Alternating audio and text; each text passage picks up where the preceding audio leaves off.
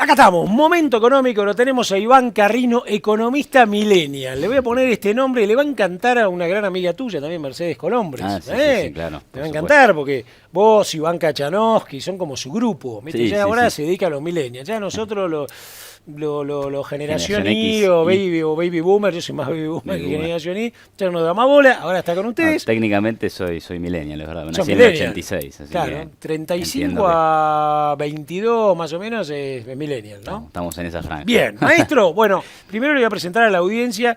Iván Carrino, ustedes lo conocen, un tipo que ha estado en muchísimas trincheras, es economista, titular de Carrino y Asociados, subdirector de la maestría en Economía y Ciencias Sociales de CIADE, de paso el chivo, porque es un lujo tenerlo a él, también ahí trabajando de subdirector en esta gran escuela económica, ¿no? Económica, política, social, que es CIADE, que siempre, bueno, las de campo lo conocen mucho por la cantidad de programas y cosas, y está ahí, en la puerta de la rural. Así que yo digo, tenemos como si fuera la gran escuela de negocios que está en la puerta de la rural. Bien, Iván, yo hacía como un desafío, como sos un tipo más joven, no tenés tantos golpes, ¿no? Y lo ves desde una postura liberal-libertaria, ¿no? Pero bastante objetiva. Entonces, quiero tu frescura para analizar.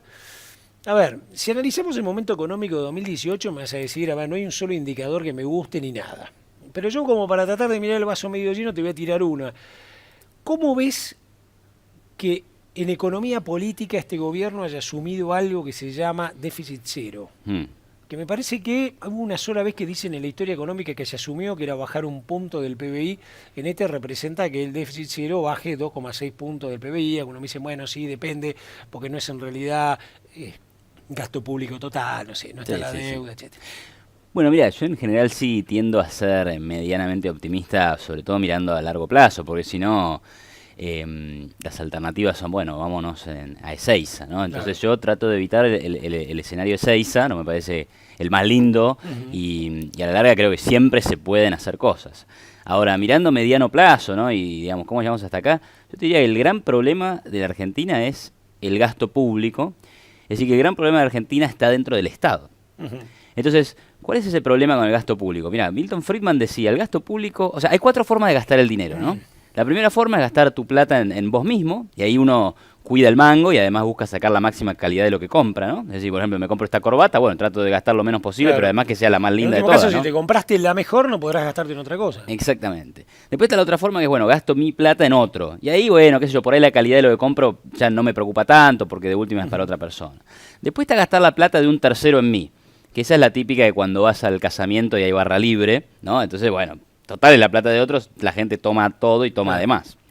Y la otra es la plata que no es tuya y la gastás en otros. Bueno, esa es la que tiene los peores incentivos. La tercera podría ser la de López, la de Devido, la de los K, etc. Exacto, ¿no? la plata de otro en mí. Uso la guita de todo lo demás y me la gasto en mí llevándomela. Sí, o cuando el gobierno gasta, qué sé yo, en publicidad, en campañas, etcétera. En general usa la plata del Estado para hacer cosas partidarias, ¿no?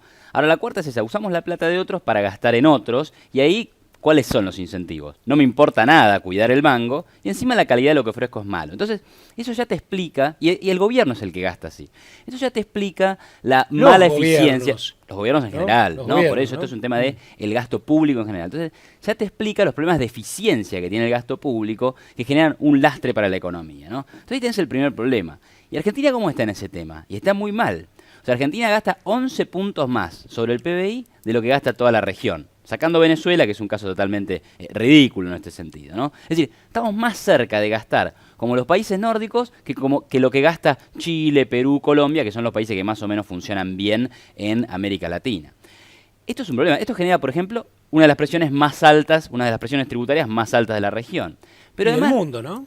Bueno, en el mundo no, porque ahí tenés Francia, tenés Suecia, que están más arriba que nosotros, bastante más arriba que nosotros, pero sí que estamos arriba de Chile, de Perú, largamente. Y nuestras tasas de impositivas son de las más altas. Y además, el problema del gasto en Argentina, que es el problema del Estado, es que el gasto es alto, pero encima es excesivo respecto de lo que ingresás. Por eso es que hemos tenido de las inflaciones más altas del mundo en los últimos 10 años, por eso es que cerramos con una inflación del 40%, 48% este año, por eso es que tenemos crisis de deuda recurrente. Entonces, ese es el gran tema. Cuando ves hacia adelante, en la medida que estas cosas no cambien, no hay buenas salidas para la Argentina, no hay crecimiento y progreso para la Argentina. Ahí te paro un cachito y te digo, viste la diferencia entre economía política, política económica, ¿no? Y yo no sé en cuál de las dos podríamos meter esto que es el arte de lo posible políticamente en la reducción del gasto público. Claro. Porque hay básicamente 5 cosas, ¿no? Vos podés bajar en infraestructura, que es lo que va a pasar ahora, PPP, qué sé yo, qué otro, qué otro. Podés bajar empleos públicos. Ahora, si bajás 100.000 tipos, no tenés Navidad. Si tenés 4.400.000 personas, bien. Bajás 50.000 tipos, se te acabó la Navidad, pues te salen todos a la calle. Y lo van a aprovechar Partido Obrero y toda la música que se te ocurra. Incluso hasta el mismo kirchnerismo. Ahí ya no podés. Tenés 10, 12 millones de planes trabajar. Planes de todo tipo. Gente que además, si se los sacás, aunque no haga de pelote y se la banque, los está haciendo morir de hambre, porque no le das otra opción tampoco a esa persona. Sí. Hoy no le generás un macro. Porque vos decís, a ver, flaco, yo te suelto, yo bajo el gasto público y te suelto 1.000.000 de personas. ¿Qué dejás? O sea, humanamente, creo que sería imposible hacerlo, ¿me entendés? Porque vos no le das otra opción, no le decís, che, te doy laburo en esto, o te doy flexibilidad laboral para que vos puedas enganchar lo que puedas y a vos no te cobre impuestos. Algo, dame una solución para que yo, si vos no me das esas 12 lucas, dame alguna solución para generármela. La otra, perdóname, ¿no? La otra tiene que ver con jubilaciones, tenemos 2 millones de jubilados nuevos, llegás a tocar eso, además la Corte Suprema tiene un bolonqui entre ellos, y te enchufa a vos el bolonqui y te mete 700 millones más de gasto, porque un jubilado le metió un juicio al Estado. ¿Entendés? Bueno. Entonces vos decís, a ver, política económica o economía política. Claro. Yo te digo a vos, yo soy el presidente, vos sos mi ministro de Economía, flaco, ¿cómo hacemos para salir a la Cámara y decir que bajamos el gasto? Por eso, yo creo que ahí lo que vos estás planteando es un poco lo que ha asignado el gobierno de Macri. Sí, o cualquiera, porque te digo, suponete que fueras vos sí. No. El que asume y Agustín Echevarne como presidente. No, pero por eso, digo, yo el gobierno de Macri, yo diría que hay 2 cosas que lo caracterizan. Un poco de mala praxis y un poco de mala suerte.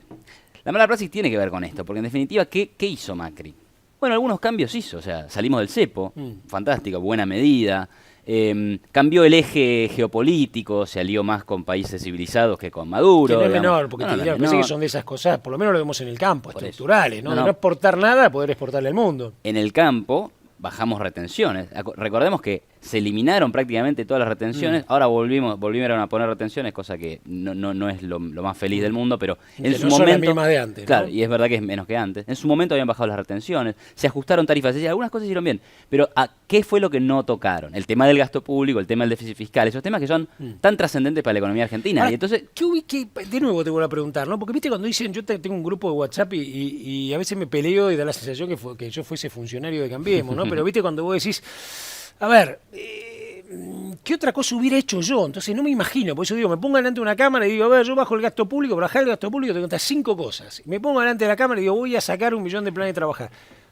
Me incendian el país, pero no lo digo suave, ¿no? Creo que hay maneras de... Bueno, pero ahí hay una cuestión, porque si todo es me incendia en el país, entonces vivimos rehenes de gente que nunca hemos votado. Entonces el problema, por eso te digo, es más que un problema económico, es un problema político y cultural del país. Es un tema político, es un tema cultural, es un tema de la mentalidad. O sea, a la larga, ¿por qué el Estado gasta tanto? ¿Por qué el Estado gasta de más? Bueno, porque detrás hay un electorado, hay una sociedad, y estamos las personas, la mayoría, porque no todo el mundo piensa así, que piensa que el Estado se tiene que encargar de todo. Entonces, en la medida que los argentinos pensemos que el Estado se tiene que encargar de todo, vamos a tener gasto público alto, vamos a tener impuestos altos, vamos a tener déficit fiscal, crisis e inflación. Y eso es lo que no permite crecer. Entonces, te doy la vuelta, discúlpame, pero me encanta este ping-pong con vos porque vos le metés mucha frescura. Yo siempre dije, o por lo menos me dio la sensación que trabajar con el gasto público, sobre todo el gasto público social, el empleo público por ahora, etcétera, aunque vos puedas bajar 50.000, 100.000 puestos, está bien, pero no cambia la aguja del tacómetro. Vos tenés 4 millones de empleos públicos, tenés que bajar 1 millón para que el tacómetro más o menos se mueva, pero no generás 1 millón de empleo para absorber a esa gente, la dejás en la calle, ¿no?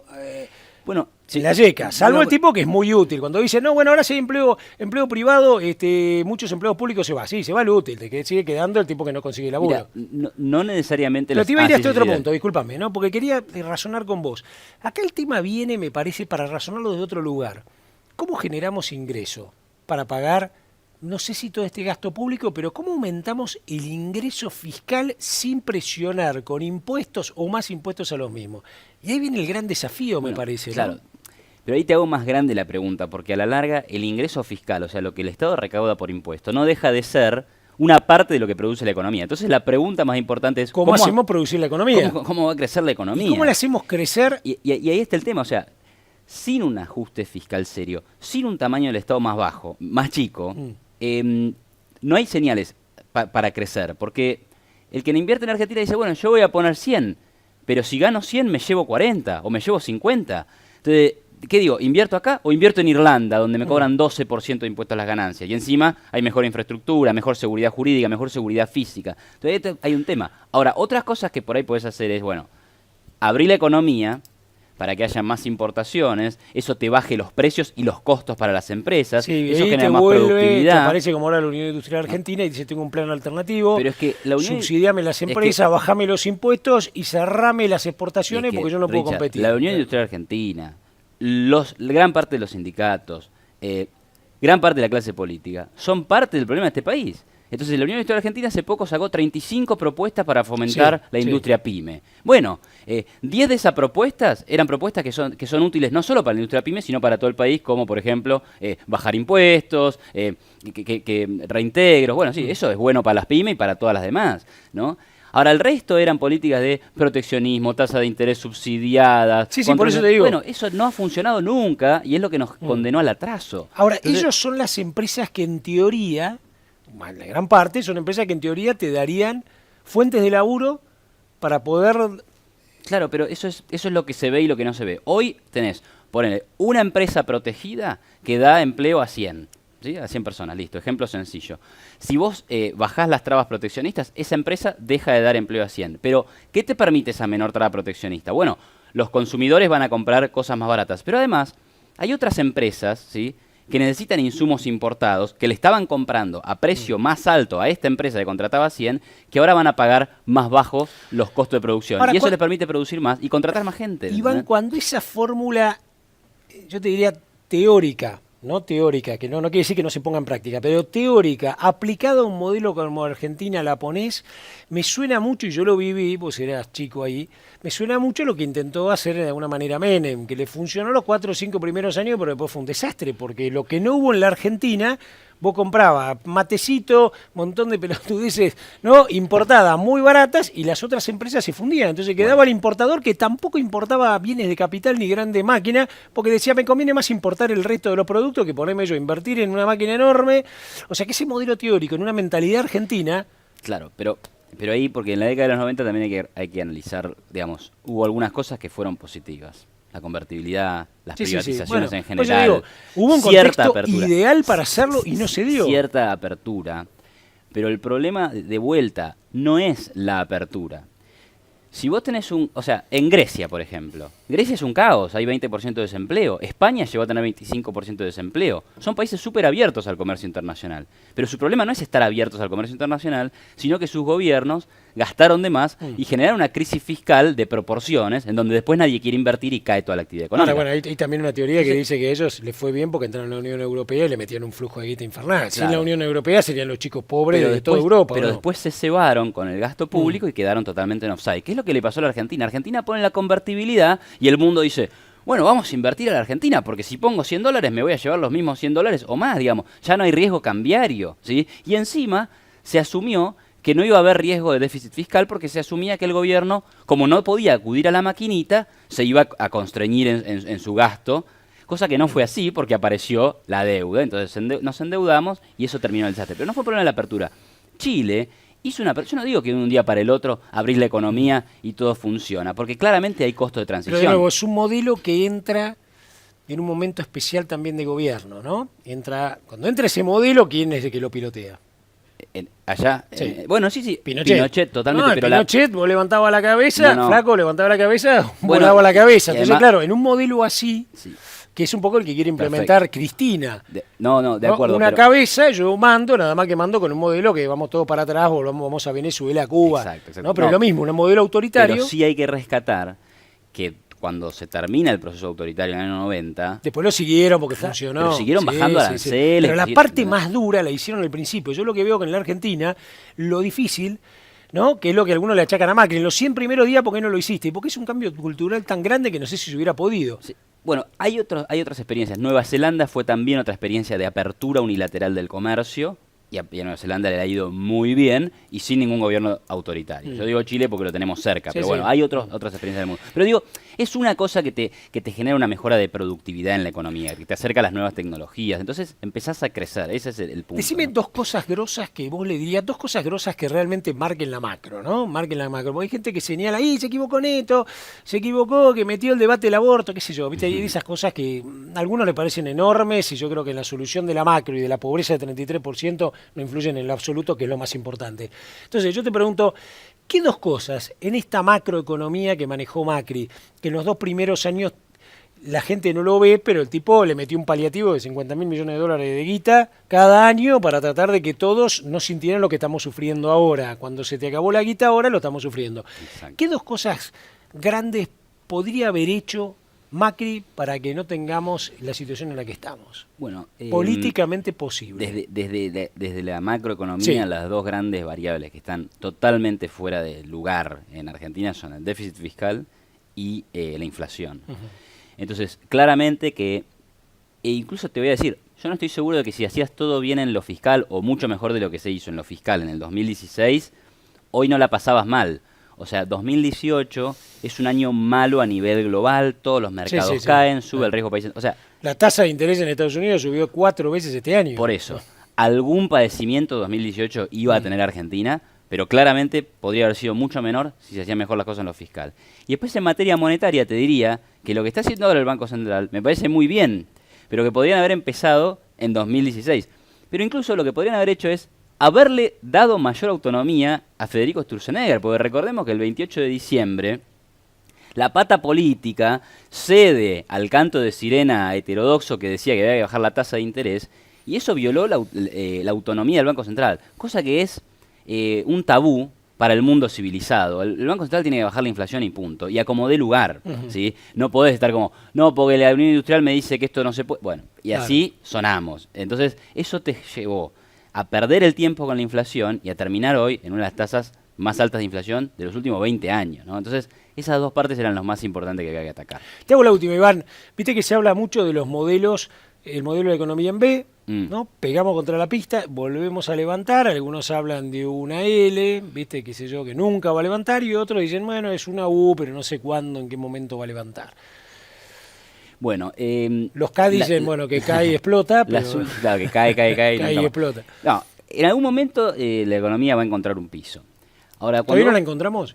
Yo creo que no, puede que por ahí en febrero o marzo, digamos, ahí empecemos a dar vuelta con la llegada del campo, ¿no? De la cosecha y demás. Si vos ves las últimas 3 recesiones, hubo una en forma de V corta, es decir, caída rápida y salida rápida, y las otras dos son como en una U, o sea, caes, después, más o menos, después de 20 meses volvés al lugar inicial, o sea, que te lleva un tiempo, ¿no? Ahora, el punto con esta, que está atravesando la Argentina, que es la que caímos más rápido de las últimas 3, es la de 2018, es que hacia adelante tenés algunas cuestiones sin resolver. Por ejemplo, el contexto global es peor que en las previas 3 recesiones. ¿Pues hablas de recesiones de Macri o no, de los últimos? Una fue de Macri, que fue 2016, y otras 2 fueron de Cristina. 2013, 2014, no, 2012, 2013 y 2014 también con la devaluación de Fábrega. Entonces tenés un contexto global más complicado. Tenés una política monetaria y fiscal dura, porque vas a de equilibrio fiscal, la tasa de interés está alta porque el Banco Central no emite pesos. Y lo otro, que tenés la incertidumbre electoral, que en este caso, a diferencia de los años electorales previos, donde los gobiernos gastaban todo lo que podían y estimulaban la demanda y demás, ahora no solo no puedes hacer eso, sino que eso no va a estimular nada porque hay mucha incertidumbre y mucho miedo. ¿Por qué voy a invertir si yo no sé quién gana en el 2019? Entonces esas cosas conspiran contra una recuperación rápida. Así que recuperación habrá, pero va a ser lenta y tortuosa hasta pasadas las elecciones, ¿no? Impecable, Iván Carrino, me encantó la nota, me encantó. La frescura de un millennial analizando la economía. En realidad, muchas de las cosas que dice las dijo duramente, pero claro, la cara de él como millennial suena como más amigables. Pero bueno, estaba bueno analizar un poquito las cosas que por ahí fueron errores no forzados, errores forzados, equivocaciones. Estoy totalmente de acuerdo, la del Banco Central fue a fines del 2017. Y eso fue un gatillo. Y eso en la televisión, creo que fue un 28 de diciembre, no sé cuándo. Sí, fue terrible. Hay de esas cosas no forzadas que sin lugar a dudas, por no seguir un camino derecho, pegaron fuerte. Bueno, veremos qué pasa, a ver si vamos en B, vamos en U. lo más esperanzado, esperamos como sea que vayamos en B, ¿no? Tal vez sea esperanzado porque, como bien lo dijo Iván, ¿no? Yo quiero que mis hijos o yo mismo no tener que agarrar el 6 y rajarme, ¿no? Tratar de quedarme para poder hacer que este país deje de tener 33% de pobreza, que me da vergüenza, y sea un país donde todos tengamos oportunidades. Pero sin duda hay que pensarlo y repensarlo todo. Con estos gremios y estas presiones no lo vamos a poder hacer. Sin flexibilización laboral no lo vamos a poder hacer. Sin liberar un poco más el mercado tampoco. Sin darle al campo lo que el campo tiene tampoco. Sin bajar los impuestos tampoco. ¿Cómo hacemos, no? Esa es la gran duda existencial. Nos vamos al quinto bloque, acá, Ronda del Mate con Fernando Canosa, un lujo para hablar de ganadería, que sin duda, yo estoy seguro, ahí sí, buen ganadero mediante, esto también va a empujar el país a la B corta. En un minuto y medio acá, en 30 Online.